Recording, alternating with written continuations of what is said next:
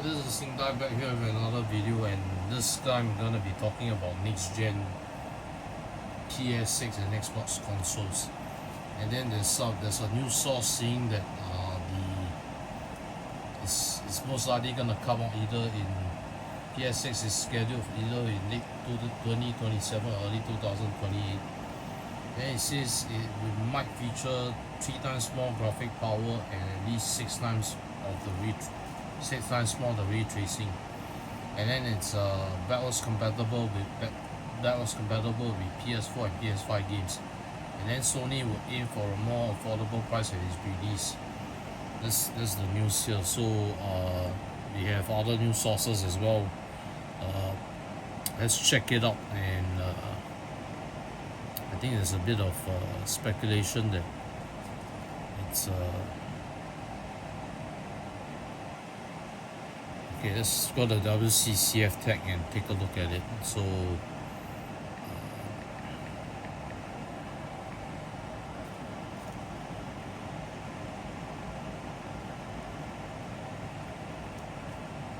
yep. It says here that the PlayStation 6 will spot significantly better ray tracing performance than the base PlayStation 5.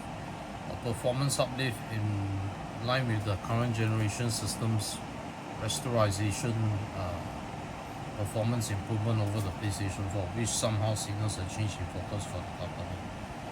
So it says here PS6 will deliver 5 to 10 times ray tracing performance over base PS5. A 4K 120 FPS console will be a compelling proposition at anything below $900 US. It's gonna cost, I think, roughly about I think it's gonna cost more than a PS5 Pro. I think it's roughly about $1,000+. I know 1,400 or 1,500 on the console itself. So let's take a look at the article to see what's the actual news here that we might be expecting. So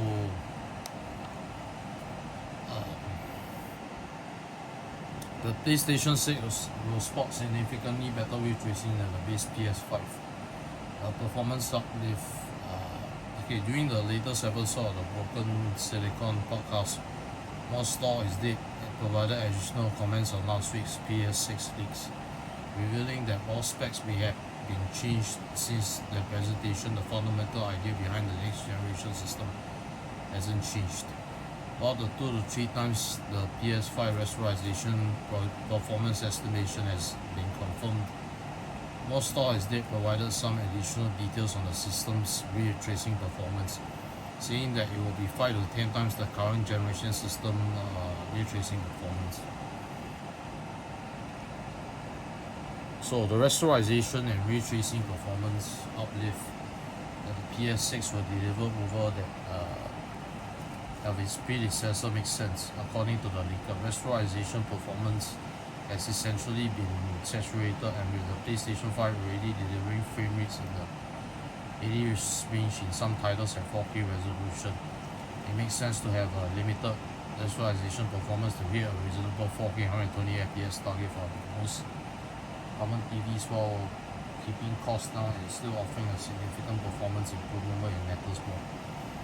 James Pryor, former AMD senior product manager, agrees with this sentiment, as the focus has shifted from rasterization performance to other things like ray tracing and AI upscaling.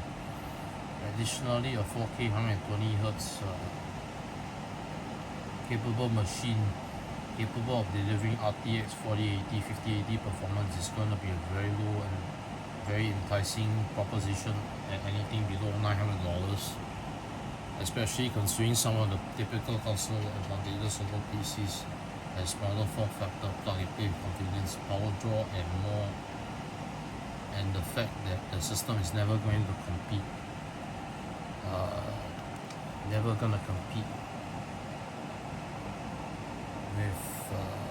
with gaming PCs, unlike what the next generation Xbox could be doing with the flexibility offered by the Magnus CPU. As such, Sony going the other way in the market with a $1,000 fatigue with devices, smartphones and GPUs costing $1,000 or more would be very interesting. Going from what has been leaking online in the past few weeks, the next gen console generation promises to be extremely interesting in some expected ways. Hopefully, what the PlayStation 6 and next generation Xbox will offer be put to good use to deliver some truly next-gen experiences that impress even those like Hideo Kojima who are feeling a sort of stagnation with games that work and play the same. So there's another article on WCCF Tech, things regarding the next-gen Xbox and PS6. So let's take a look at it. So according to AMD Insider Kepler L2, the PS6 will be around the performance level of the AMD Radeon RX 9070 XT, AMD's current flagship GPU. However, the next generation Xbox will be slightly more powerful, with Kepler L2 comparing it to NVIDIA's GeForce RTX 5080. So let's take a look at the article. So it said PS6 performance estimate puts it around 9070 XT level, while Xbox Next is around RTX 5080. RDNA 5 has more features than Blackburn. Next, rumors about the performance of the future PS6 console have significantly increased lately. Last Friday, YouTubers Moore's Law is Dead shared estimates of the PlayStation 6's rasterization performance, suggesting it will be 3 times as fast as the base PS5. It should put it around the level of NVIDIA's GeForce RTX 4080. Later, the same YouTuber commented that the performance uplift during ray tracing operations will be much higher, between 5 and 10 times as fast as the base PS5. Now, though AMD Insider Kepler L2 has shared different predictions, according to him, the PS6 will be around the performance of the AMD Radeon RX 9070 XT, AMD's current flagship GPU. However, the next generation Xbox will be slightly more powerful, with Kepler L2 comparing it to NVIDIA's GeForce RTX 5080. Both consoles will be powered by AMD's RDNA 5 architecture, which Kepler L2 reckons will be the largest architectural overhaul since the graphics core Next era. Additionally, the insider said it will have even more features than NVIDIA's latest architecture, Blackwell, to prove that the insider linked to several AMD patents. So it's they say the dense geometry format, basically the HW level nanite. Okay, let's take a look at this one here. I think there's a link to the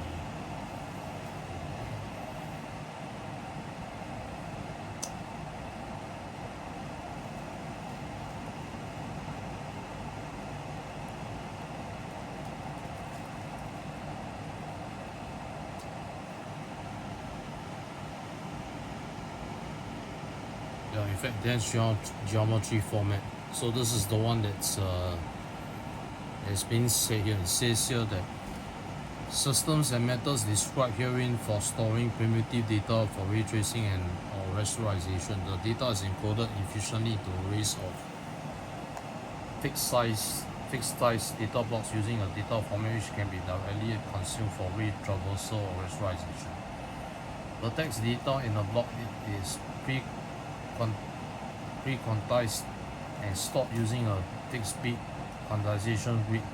Mesh connectivity is encoded using triangle interconnectivity and a compressed index buffer storing indices for vertices in each strip. Further, triangle identifiers are derived from the triangle's position in the strip. The block can further store geometry identifiers and opacity maps corresponding to primitive data. So this is the one here that we see in this. This is the one here. So let me zoom in a bit and let's take a look at it. So it starts with the cluster triangle mesh data. Then there's the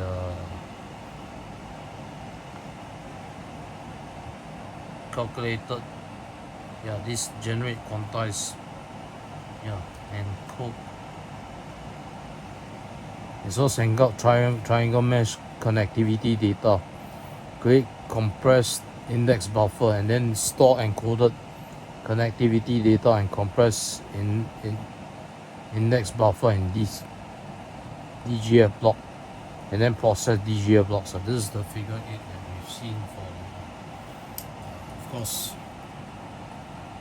and this pattern was forked on 24th April 2025 by AMD, and also yeah, it's forked by AMD really. So let's take a look at the second link.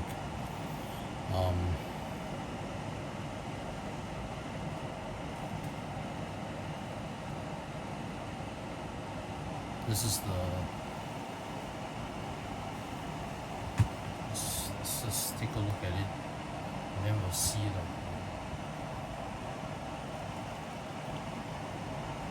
It's more like a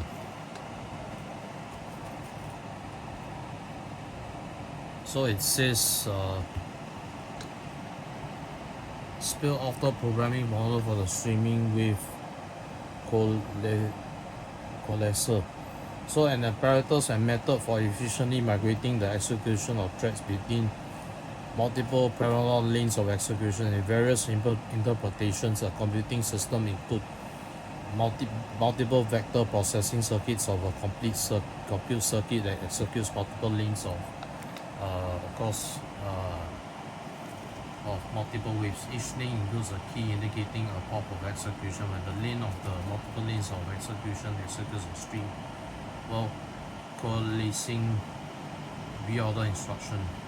A control circuit compares keys of waves that have been previously executed the SWC reorder instruction. When the number of lanes with a matching key exceeds a threshold, and after identifying at least this number of lanes to swap, the control circuit swaps continuation state information between lanes of an emitting wave that do not have a matching key and lanes of contributing waves that do have a matching key. The resulting emitting wave executes more efficiently, which increases performance.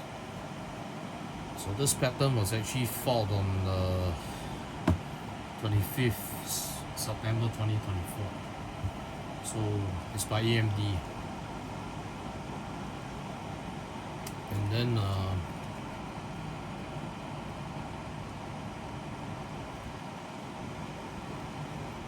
the circuit is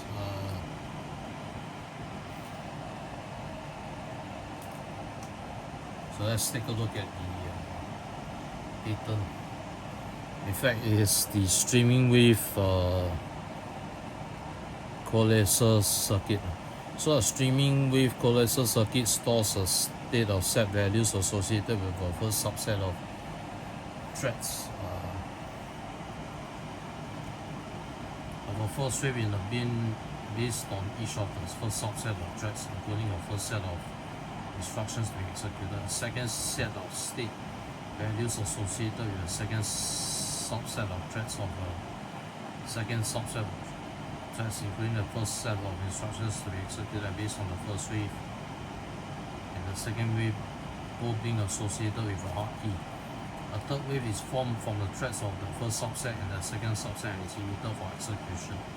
As a result of reorganizing the threads and reconstituting a different wave, thread divergence of waves sent for execution is reduced. So this one is forked by AMD again. It's on 12th of December 2023, as you can see in this pattern. So let's go back to the article and take a look at the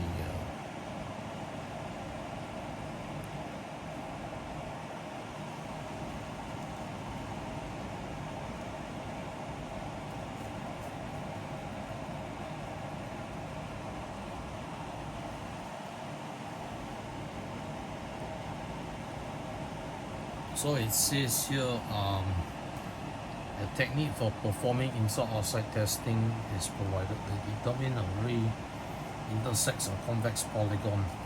An inside-outside test is commonly performed by checking which side of an edge the ray passes by, efficiently sharing each test results among polygons with shared users. inside testing for groups of polygons can be made more efficient. This optimization can be achieved by using full precision floating point math or reduced precision, example fixed point math, to make hardware-based testing more cost-effective. So this is the diagram here. So it's to determine the unique set of edges, shared amount of group of polygons, then test the ray against each of these edges, then test whether the ray passes through each polygon, then normalize to give the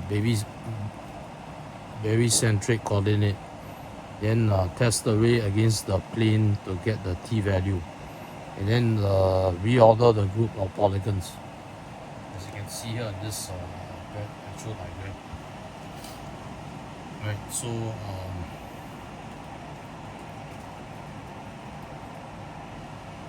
there's another pattern here, which is of course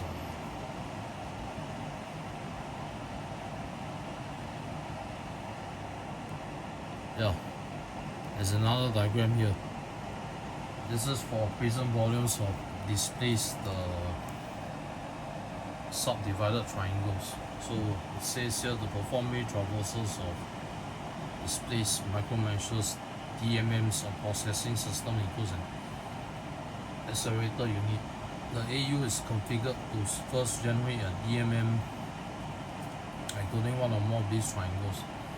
The AU then generates an initial bounding volume around a first base triangle of the DMM.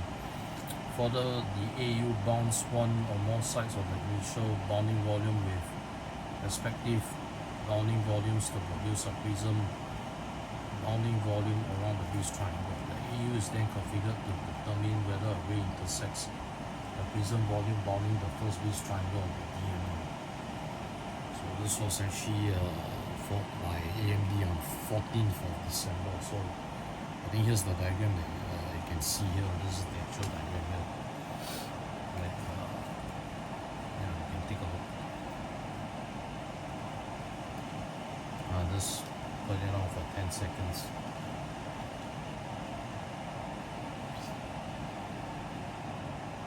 Alright, so there's another pattern here.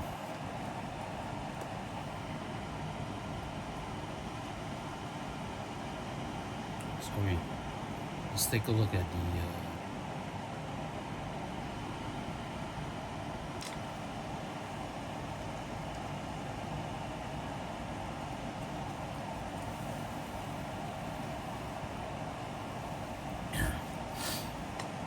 okay, it says ray tracing of displaced micromeshes using a bounding prism hierarchy. So it's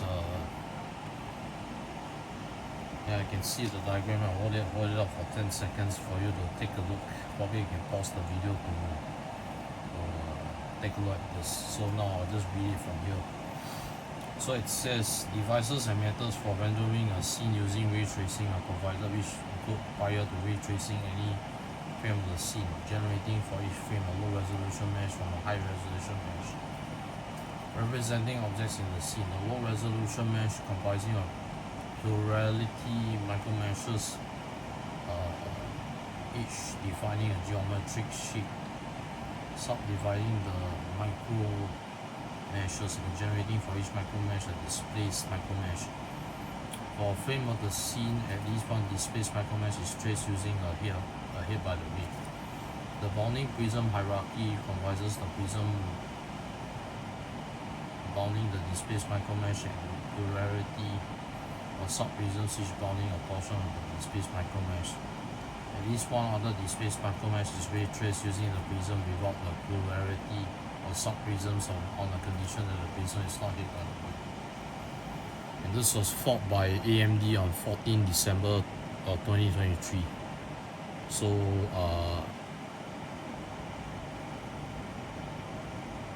let's take a look at the other one. It's okay, so it's systems and methods. of course, for detecting re-intersections, it displays micro meshes. So the pattern actually shows here a system. Okay, this is actually the actual diagram itself.